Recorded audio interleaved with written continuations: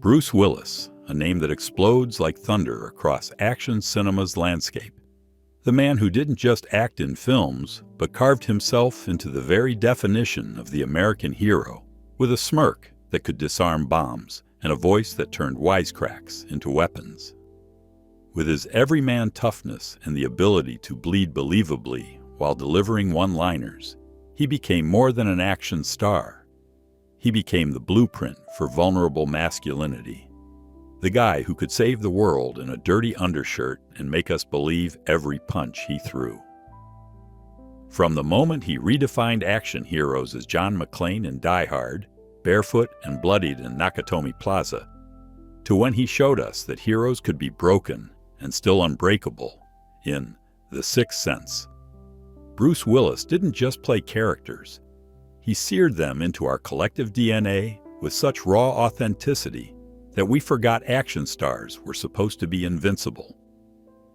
He ignited the screen through 5 die-hard films, Pulp Fiction, The Fifth Element, and Armageddon, earning over $5 billion in global box office receipts, becoming the working-class hero who made vulnerability look tougher than armor.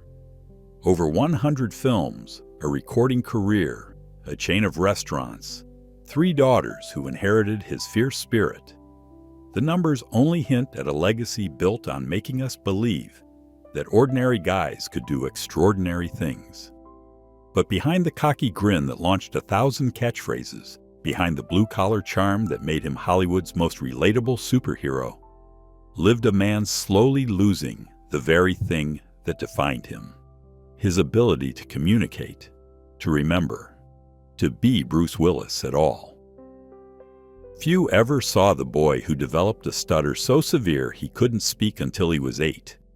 The young actor who heard rejection so often he tattooed failure on his soul.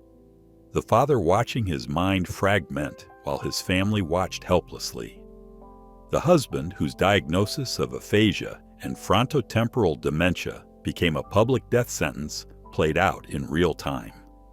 Behind those knowing eyes that promised another perfectly timed quip lay a progressive disease stealing his words, his memories, and the very essence of who Bruce Willis was, is, and may never be again.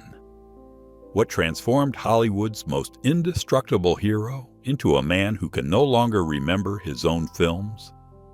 How did the figure who epitomized strength and survival become someone who struggles to recognize his own daughters?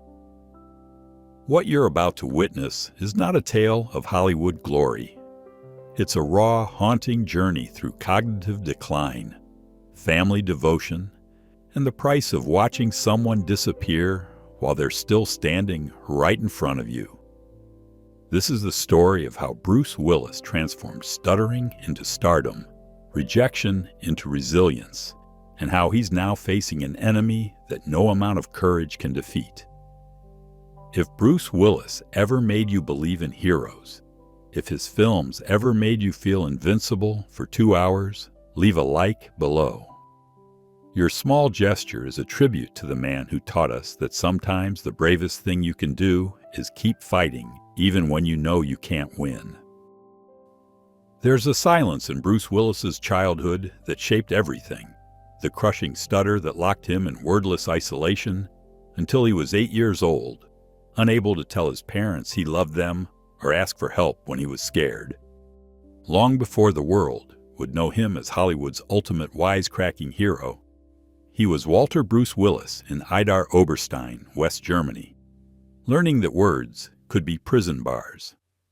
Bruce was born on March 19, 1955, on a military base where his father, David Willis, served as an American soldier, a man who believed weakness should be beaten out of boys before it took root. His mother, Marlene, was a German woman who'd married her way out of post-war poverty, carrying her own traumas she'd never speak about. When Bruce was 2, the family moved to Penns Grove, New Jersey, where his father became a welder and his mother worked in a bank, both too exhausted to notice their son was drowning in silence. The stutter began around age 4, though nobody called it that. David called it being weak, not trying hard enough, embarrassing the family. Bruce would open his mouth to speak, and nothing would come except painful repetitions, his face contorting with effort, while his father's face darkened with disgust. My father thought he could discipline it out of me, Bruce would later reveal in a rare moment of honesty. He'd make me stand in front of the family and try to say my name until I got it right.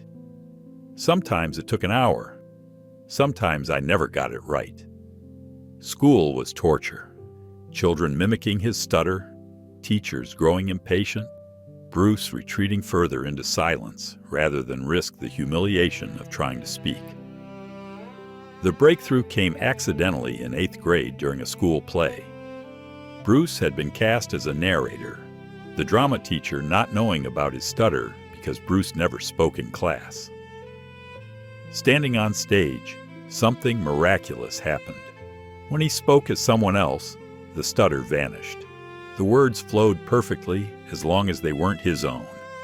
That moment changed everything, Bruce would confess decades later. I realized I could speak if I was pretending to be someone else. The problem was being myself. He threw himself into drama, finding in performance what he couldn't find in life. A voice that worked, an identity that wasn't broken. But the family dynamics were fracturing beyond repair. David's drinking escalated from weekend relief to nightly obliteration. He'd come home from the factory, drink until he could barely stand, then pick fights with his wife and children. Bruce, the oldest of 4, became the protector, stepping between his father's fists and his younger siblings. By 16, he was working night shifts at a chemical factory, coming to school exhausted, using the money to help his mother pay bills when David drank away his paycheck. I learned that being a man meant taking hits and getting up, Bruce reflected. Not because you're strong, but because people need you to. His mother, Marlene, overwhelmed and depressed, offered little emotional support. When Bruce tried to talk about his struggles, his fears, his anger at his father, she'd respond with exhausted silence or German phrases he didn't understand. We were a family of people hiding from each other, Bruce once said.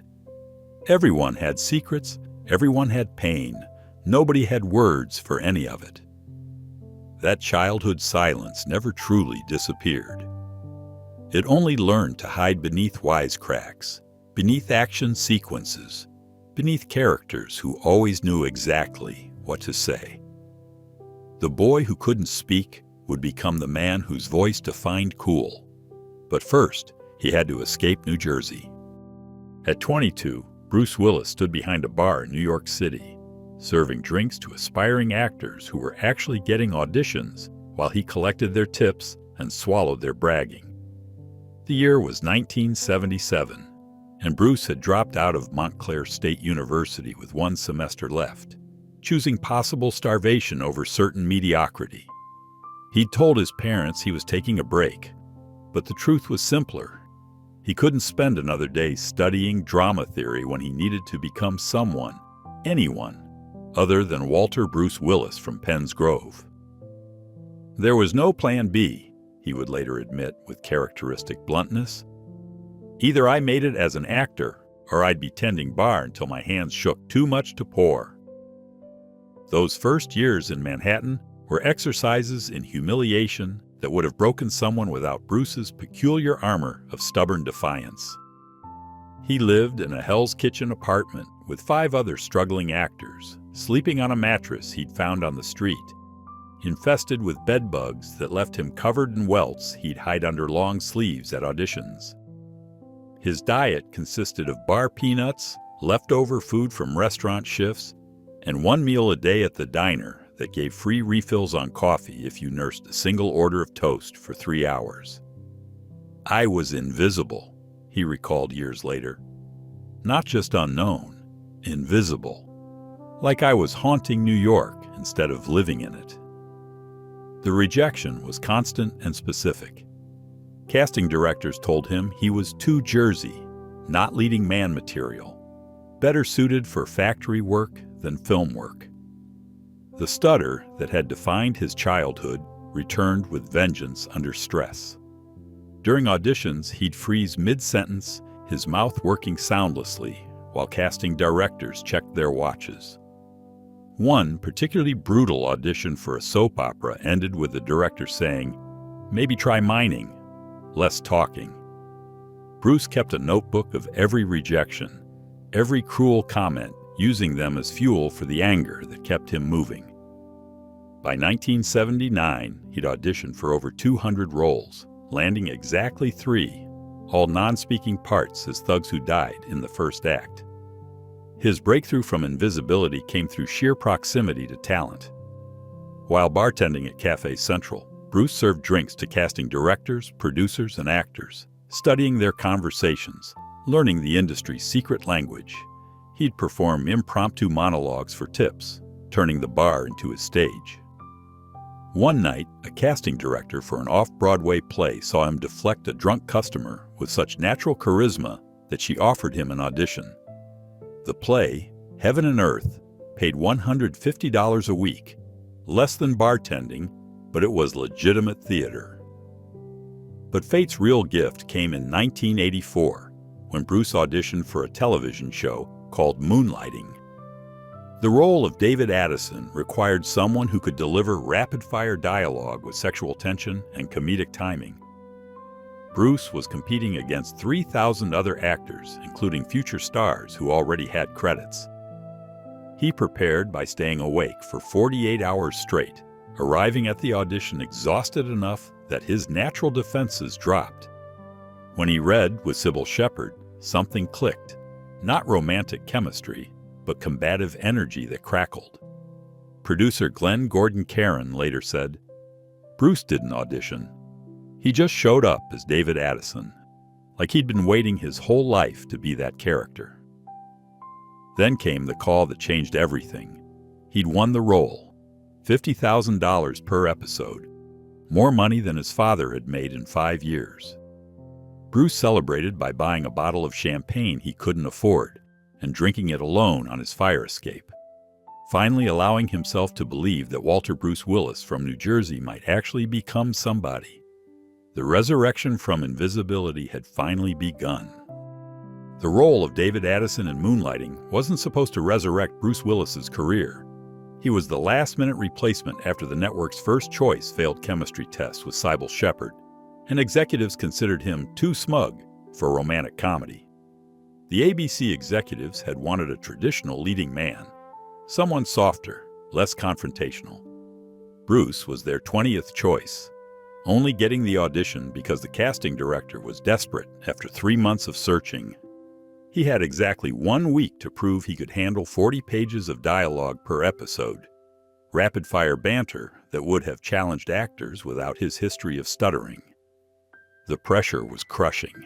If he failed, he'd be replaced within 3 episodes, standard practice for new shows. Behind the scenes, Bruce was battling demons that nearly sabotaged everything. The stutter he'd conquered on stage returned between takes, forcing him to develop elaborate warm-up routines, tongue twisters, facial exercises, sometimes screaming in his trailer to loosen his throat. He'd arrive at 4 a.m., 3 hours before call time, to practice dialogue until his mouth could handle the machine gun delivery David Addison required. "I was terrified every single day," he later confessed. "Not of failing, but of my mouth betraying me when it mattered most." Sybil Shepherd, dealing with her own career resurrection, initially resented his presence, viewing him as an interloper in what was supposed to be her comeback vehicle. The physical preparation was minimal, but crucial. Bruce had to lose 20 pounds to fit the network's image of a romantic lead, surviving on grilled chicken and cocaine, the 1980s diet of choice for rapid weight loss. He learned to walk differently, talk differently, transforming his Jersey tough guy stance into something more sophisticated. But the real preparation was psychological, accessing a confidence he'd never felt, a charm he'd only observed in others. "I had to become someone my father would have hated," Bruce revealed years later. "Smooth, verbal, the guy who wins with words instead of fists."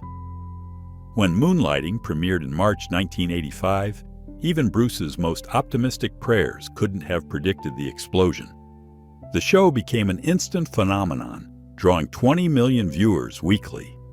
The chemistry between Bruce and Sybil, part hatred, part attraction, all electricity, redefined television romance. Critics who'd never heard of Bruce Willis suddenly couldn't stop writing about him. The Hollywood Reporter called him the most exciting new presence on television, while the Los Angeles Times declared, "A star is born, and he's got a smirk that could power Los Angeles." His salary jumped from $50,000 to $100,000 per episode within one season. Suddenly, Bruce Willis wasn't just employed, he was the hottest property in Hollywood. But even at this pinnacle moment, cracks appeared in the foundation. The success felt fraudulent, like he'd tricked everyone into believing he was David Addison when he was still Walter from New Jersey. "I had everything I'd dreamed of," Bruce reflected in a rare vulnerable moment, "except any belief I deserved it. I kept waiting for them to realize I was just a bartender who got lucky." The schedule was punishing. 16-hour days, 6 days a week, learning 40 pages of dialogue nightly. He started drinking heavily to decompress, a habit that would shadow him for decades.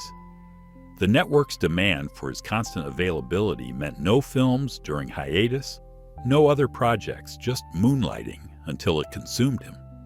The role that saved him from invisibility was slowly becoming a golden cage, teaching him that success could be its own kind of prison. But it had given him something crucial, the attention of Hollywood, and with it, the chance to become more than television's newest star.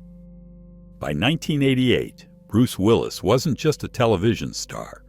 He was Hollywood's most unlikely action hero, commanding $5 million for Die Hard. After every traditional action star had passed on the role, transforming from TV comedian to blockbuster titan in 132 minutes of broken glass and blood. That film alone earned $140 million worldwide, spawning a franchise that would define action cinema for decades. His asking price exploded to $15 million per film by 1990. He owned properties in Los Angeles, New York, and Idaho, worth $30 million combined. He worked with directors who'd rejected him years earlier, John McTiernan, Tony Scott, Robert Zemeckis, all suddenly desperate for his particular brand of vulnerable machismo. The bartender from Hell's Kitchen was now Hollywood's most bankable star, proving that action heroes didn't need muscles, just attitude and the ability to bleed convincingly. But even at the height of this impossible success, Bruce was self-destructing at a velocity that worried everyone except the studios making millions from his pain. During the filming of Die Hard 2 in 1990, he was consuming a bottle of whiskey daily, starting with vodka in his morning coffee and maintaining a steady level of intoxication that he called functional. The famous scene where John McClane walks through snow barefoot wasn't acting. Bruce was so drunk he couldn't feel his feet freezing. "I had everything except the ability to stop," he would later admit in a moment of startling clarity. "Success meant I could afford better alcohol and people who wouldn't judge me for drinking it." The public saw triumph after triumph. Look Who's Talking, earning $297 million worldwide. Die Hard 2, making $240 million. His unexpected music career with The Return of Bruno going platinum. But privately, Bruce was crumbling under the pressure of maintaining his image. He'd arrive on sets having not slept for days, memorizing lines in makeup chairs, using eye drops to hide the bloodshot evidence of all-night binges. His first marriage to Demi Moore in 1987, Hollywood's power couple worth a combined $100 million, was already showing cracks. Between them, they owned a private jet, a nightclub, and the kind of fame that meant they couldn't leave home without bodyguards. Working with contemporaries like Mel Gibson, Harrison Ford, and Arnold Schwarzenegger, Bruce became known as the action star who did his own stunts. Not from bravery, but from a death wish disguised as method acting. He'd refuse safety equipment, insist on real glass instead of sugar glass, take punches that were supposed to be pulled. Alan Rickman later revealed, "Bruce wanted every hit to be real. We thought it was commitment. Looking back, it was someone trying to feel something through numbness. Success is a beautiful nightmare you can't wake up from," Bruce once told his agent during a particularly dark period. "Everyone sees the dream. Nobody sees the cold sweat." By 1991, at the absolute peak of his powers, Bruce Willis had 3 franchises, a music career, and the kind of fame that meant his face was recognized in villages without electricity. But he also had a drinking problem that required handlers to keep him upright, a marriage straining under mutual fame, and the growing certainty that he'd become exactly what he'd feared, someone who only existed when cameras were rolling. But even at the height of everything, the foundation was already cracking, setting the stage for a decline that would be both public and devastating. Bruce's marriage to Demi Moore in 1987 had been Hollywood's definition of power coupling, 2 stars worth a combined $100 million who owned a nightclub in Idaho, multiple estates, and enough combined wattage to blind paparazzi. They'd met at a screening of Stakeout, married 4 months later at the Golden Nugget in Las Vegas, with little Richard officiating, Demi already pregnant with their first daughter, Rumor. "I thought I'd found my equal," Bruce would later reflect with visible pain. "Someone who understood the madness because she lived in it too. But 2 people drowning can't save each other." The marriage produced 3 daughters, Rumor in 1988, Scout in 1991, Tallulah in 1994. But behind the carefully managed public image of Hollywood's perfect family, they were 2 addicts enabling each other's worst impulses. The crack showed early. Both were drinking heavily, Bruce to manage anxiety, Demi to manage her own childhood trauma. They'd host parties at their Idaho compound that lasted days, celebrities flying in on private jets for bacchanals that required non-disclosure agreements. The children were raised by nannies while their parents were either filming on different continents or too intoxicated to parent. "We thought we were giving them everything," Bruce admitted years later. "Private schools, designer clothes, famous friends. We gave them everything except stable parents." The competition between them became toxic. Who had the bigger film, the better reviews, the higher salary? When Demi earned $12.5 million for striptease, Bruce immediately demanded $25 million for his next film. The marriage imploded publicly in 1998, when Bruce was photographed with other women while Demi was in rehab. Though they'd been separated emotionally for years, the divorce in 2000 created a media-feeding frenzy. The custody arrangement was revolutionary for its time. Equal sharing, bird nesting, where the children stayed in one home while parents rotated. "Love in Hollywood means performing happiness even when you're miserable," Bruce confessed to a friend during the divorce. "We were better at playing a married couple than being one." Then came Emma Hemming in 2007, a model 23 years younger who represented everything his first marriage wasn't: calm, stable, removed from Hollywood's chaos. They married in 2009 in Turks and Caicos, with Demi Moore and their daughters attending, a modern family arrangement that confused tabloids but worked for them. Emma gave birth to Mabel in 2012 and Evelyn in 2014, giving Bruce a second chance at fatherhood in his late 50s. But the real transformation wasn't the new marriage. It was Bruce's relationship with Demi evolving into genuine friendship. They spent holidays together, supported each other through rehab, created a blended family that defied Hollywood's typical bitter divorces. "We failed at marriage but succeeded at something else," Bruce explained.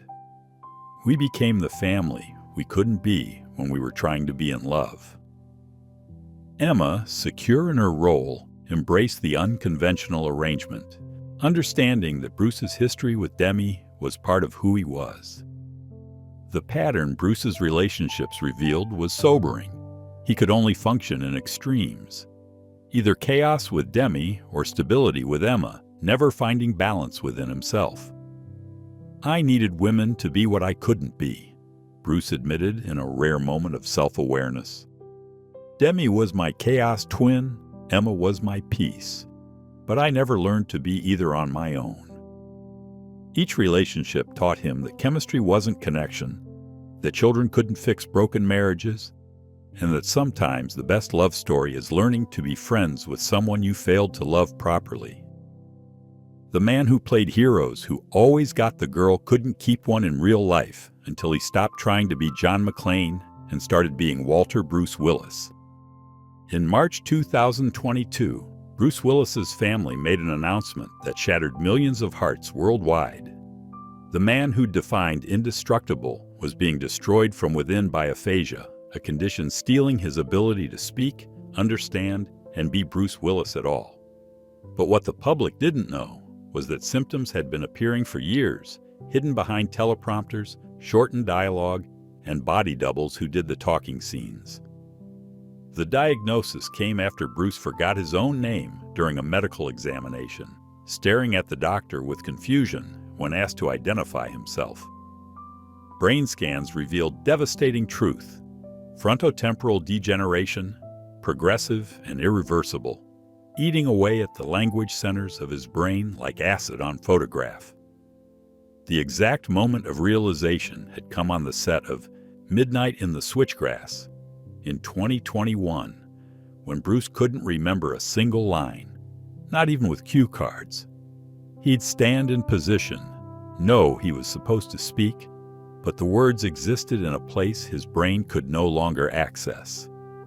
The director later revealed, Bruce would be present physically, but absent mentally, like someone had erased parts of him between takes. His co-stars began noticing he'd respond to questions with unrelated answers, call people by wrong names, sometimes forget where he was entirely. The production used body doubles for over-shoulder shots where dialogue was needed, feeding Bruce single words he'd repeat without understanding their meaning. The physical symptoms were heartbreaking to witness. Bruce's distinctive voice, that gravelly confidence that defined cool, became halting and uncertain. He'd start sentences and trail off, forgetting what he was saying mid-thought. His family noticed he'd watched Die Hard without recognizing himself, asking who the actor was, becoming agitated when told it was him. "I lost my husband while he was still standing in front of me," Emma Heming Willis would later tell close friends. His body was there, but Bruce was disappearing word by word.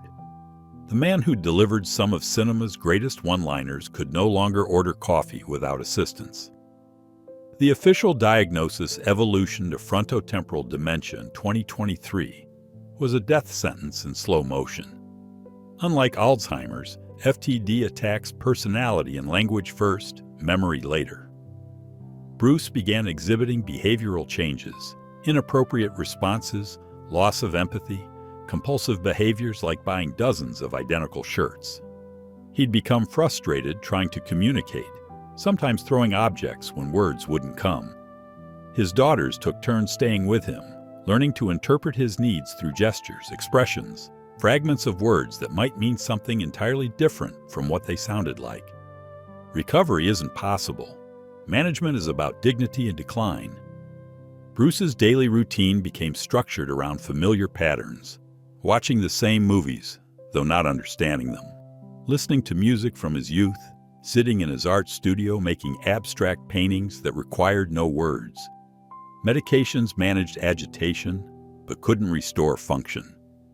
Speech therapy attempted to maintain what remained, but couldn't rebuild what was gone. The family made the devastating decision to step back from all public appearances. After Bruce attended a restaurant and couldn't remember how to use utensils, the confusion and fear in his eyes captured by paparazzi, who at least had the decency not to publish. "The disease doesn't just take the person," Demi Moore said while visiting him, maintaining their blended family support system. "It takes every version of them, past, present, and future. We're watching Bruce become someone we don't recognize, who doesn't recognize us. The permanent effects are total. Bruce Willis, the actor, no longer exists. What remains is Walter Bruce, the man, holding on to fragments while his family holds on to him, knowing that soon even fragments will be gone." The call came at 3:47 a.m. on September 2nd, 2023, while Emma was sleeping beside Bruce, who no longer understood what phones were or why they made noise. Marlene Willis, Bruce's mother, had passed away at 91 in her Los Angeles home where Bruce had moved her years earlier. The woman who'd survived post-war Germany, an abusive marriage, and raising 4 children in poverty was gone. But her eldest son couldn't comprehend the loss. When Emma tried to explain that his mother had died, Bruce smiled and nodded, then asked when lunch was. The cruelest part wasn't that he'd lost his mother, Emma would later tell family. It was that he'd already lost the ability to know what he'd lost. The family faced an impossible decision, whether to bring Bruce to the funeral. His comprehension had deteriorated to the point where he didn't recognize most relatives, became agitated in crowds, and couldn't sit still for more than minutes. They ultimately brought him, hoping familiar faces might spark something. At the service, Bruce sat between Emma and Demi, occasionally laughing at inappropriate moments, once loudly asking who was in the box. When his sister Florence gave the eulogy, Bruce clapped like it was a performance. "He was there, but not there," his brother David recalled, like watching someone's shadow attend their mother's funeral. What the public never knew was that Marlene had been watching her son's decline for 2 years before her own death, one of the few people Bruce still occasionally recognized. She'd visit weekly, speaking to him in German, the language of his earliest memories, which sometimes broke through when English failed. She'd hold his hand while he painted in his studio, not needing words. She died knowing her son was already gone, Florence would later say. Maybe that was mercy. She didn't have to watch the end. The parallel tragedy was Bruce's father, David Willis, who died in 2009 when Bruce was still Bruce. They'd reconciled in David's final years, Bruce buying him a house, paying medical bills, trying to purchase forgiveness for a childhood of violence. At David's funeral, Bruce had delivered a powerful eulogy about forgiveness and becoming the father his own had never been. Now, 14 years later, Bruce couldn't remember having a father at all. When shown photos of David, he'd sometimes say angry man, but couldn't connect that man to himself. The aftermath of Marlene's death revealed the full scope of Bruce's deterioration. He couldn't grieve because he couldn't remember. Each day, sometimes multiple times, he'd ask where his mother was, requiring the family to either repeatedly traumatize him with news of her death or lie that she was shopping. They chose the lies. "We realized we weren't just losing Bruce," Rumor Willis said. "We were losing his entire history. Every person who died took part of his story with them, and he couldn't hold on to any of it." The loss changed the family's approach to Bruce's care. They began recording everything, videos of him painting, laughing with grandchildren, moments where fragments of the old Bruce emerged. Not for him, but for themselves. Evidence that he'd existed beyond the disease. "When someone's mind is being erased," Emma explained, "you become their memory. You hold their history because they can't." Marlene's death meant one less person who remembered Bruce before fame, before Hollywood, when he was just Walter with a stutter who learned to speak by becoming someone else. Now he was becoming no one, and the woman who'd brought him into the world wasn't there to witness him leave it. By 2021, Bruce Willis sat atop a fortune worth $250 million, owned properties worth $65 million across 2 states, and had just completed his 130th film, though he couldn't remember making it. But what the world didn't know was that Bruce had been selling his likeness and future rights in a desperate attempt to secure his family's financial future before his mind completely disappeared. The deal with deepfake company Deepcake in 2021 allowed them to create a digital Bruce Willis for future films, not just his image, but his voice, reconstructed from 40 years of dialogue. The sale price was $30 million, but the cost was existential. Bruce was literally selling himself, knowing he'd soon be unable to consent to anything. The public humiliation began when Razzie Awards created a special category just for him in 2021. Worst Performance by Bruce Willis in a 2021 movie for his 8 direct-to-video films that year. What critics calling cash grabs were actually desperate attempts to bank as much money as possible, while Bruce could still stand and speak fragments of dialogue. Directors later revealed they'd film all his scenes in 1 or 2 days, using body doubles for 80% of the film, Bruce earning $2 million for 2 days of confused presence. "I went from being Bruce Willis to being a Bruce Willis impersonator," he told his agent in a moment of clarity, "and not even a good one." Behind the scenes, the financial restructuring was heartbreaking. Emma and his legal team scrambled to establish trust before Bruce lost capacity to sign documents. His $15 million compound in Turks and Caicos sold for $27 million, the profit immediately placed in irrevocable trusts for his 5 daughters.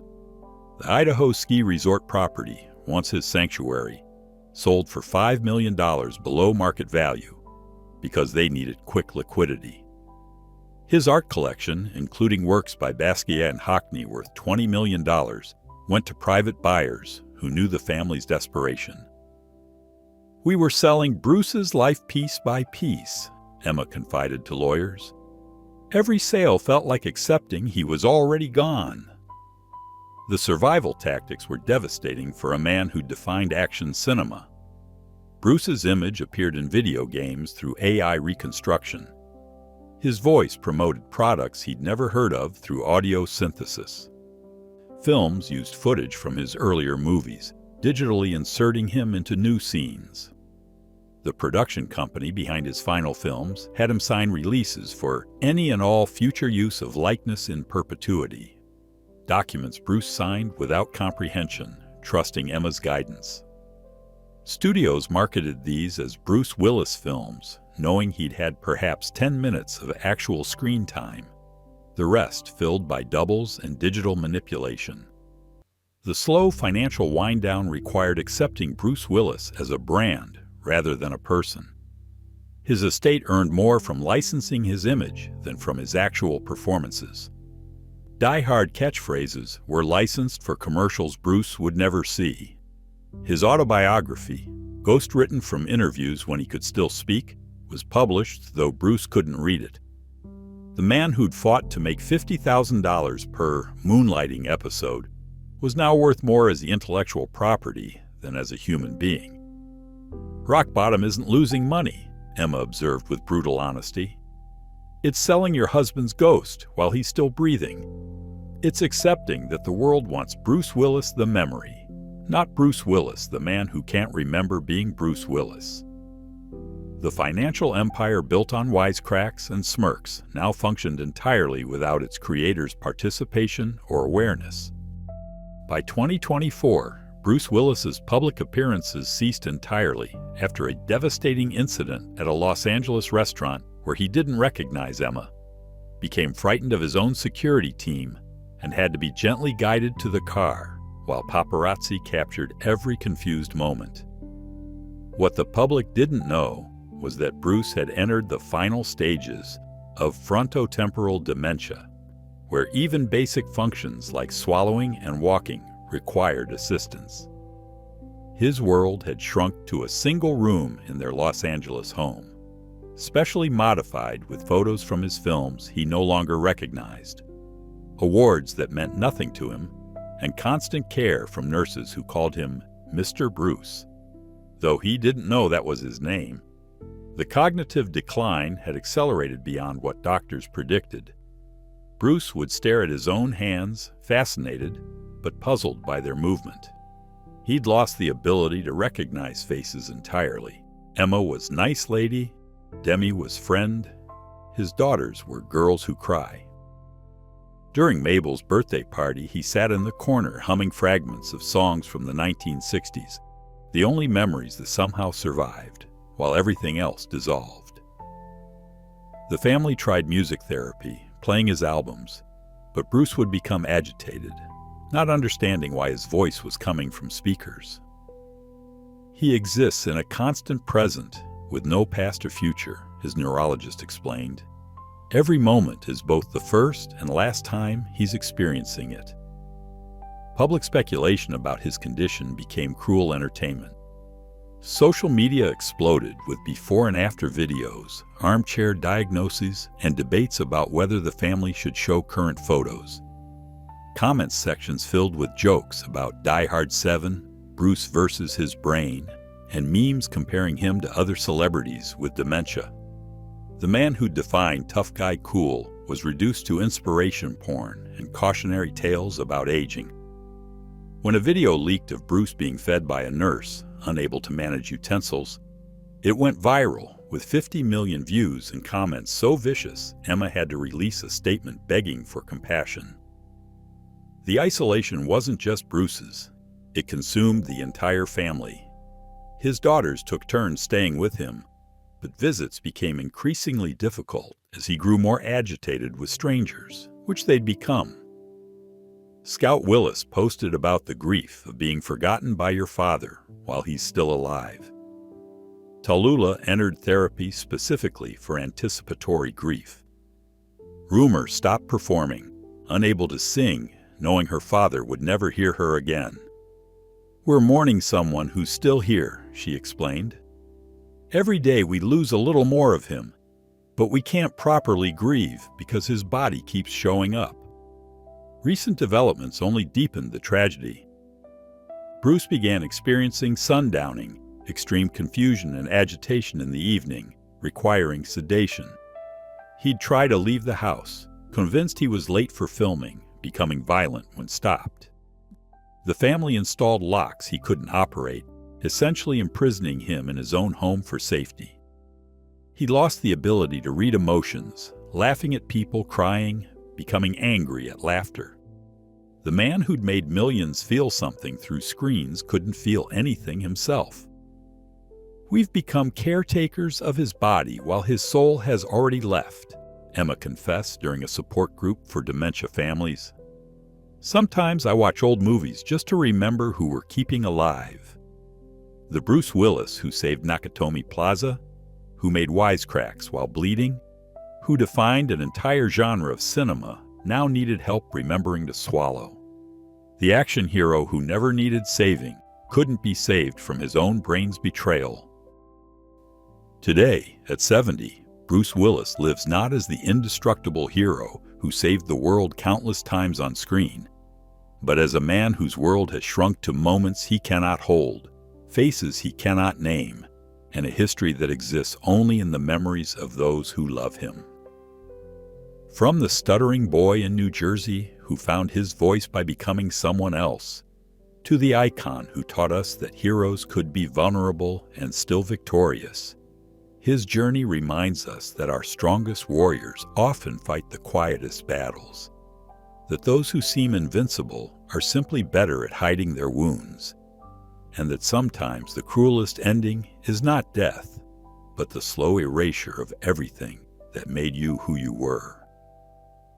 He rises each morning in his modified bedroom, no longer aware it's morning, no longer understanding the concept of rising, helped by nurses who dress him in clothes he doesn't recognize, feed him meals he won't remember, guide him through routines that have no meaning.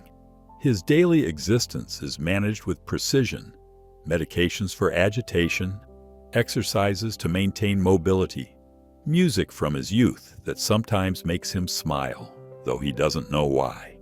His net worth, secured in trusts at $250 million, ensures perpetual care, but cannot purchase what's been lost. The digital Bruce Willis continues appearing in films through AI recreation, earning millions for a family, protecting someone who no longer knows he has a family. What brings fleeting peace now are moments too small for headlines. The way he still laughs at slapstick humor, though he doesn't understand comedy. How his hands still move to music, though he doesn't remember learning to dance. The occasional word, usually good or yes, that emerges clearly, surprising everyone, including himself. His daughters create new memories knowing he won't retain them, but finding solace in the act of trying. Emma continues speaking to him as if he understands, because love doesn't require comprehension. The blended family that seemed impossible, ex-wife and current wife united, now makes perfect sense. Everyone protecting someone who protected them in different ways at different times when he still could. The universal message woven through Bruce's story speaks to anyone who has watched someone disappear while still breathing, who has loved someone whose mind has become their enemy, who has discovered that sometimes the bravest thing isn't fighting, but accepting defeat with grace. His journey tells us that our worth isn't measured in our ability to remember, but in how deeply we're remembered, that our legacy isn't just what we create, but how we face destruction, and that sometimes the most heroic act is letting others be heroes for us when we no longer can be. To those watching who are caring for someone with dementia, the spouse who introduces themselves every morning to someone they've loved for decades, the child who's become parent to their parent, the friend who visits knowing they won't be recognized. Bruce's story is your story too. You are not alone in feeling like you're grieving someone who's still alive, like every visit is both hello and goodbye. Your exhaustion is earned, your grief is valid, and your continued presence is heroic, even when it feels like mere endurance. Share your thoughts in the comments below. Tell us which Bruce Willis moment made you believe in heroes, which film got you through hard times. Leave a like, not just for the action star, but for the human being who showed us that strength includes vulnerability. Subscribe to hear more stories of icons who remind us that even our heroes are human, and sometimes being human is the most heroic thing of all. Thank you, Bruce, for teaching us that real courage isn't about winning, but about showing up, for proving that wisecracks could carry wisdom, and for showing us that sometimes the ending isn't triumphant music and sunset walks. Sometimes it's just people who love you refusing to let go, even after you've let go of everything, including yourself.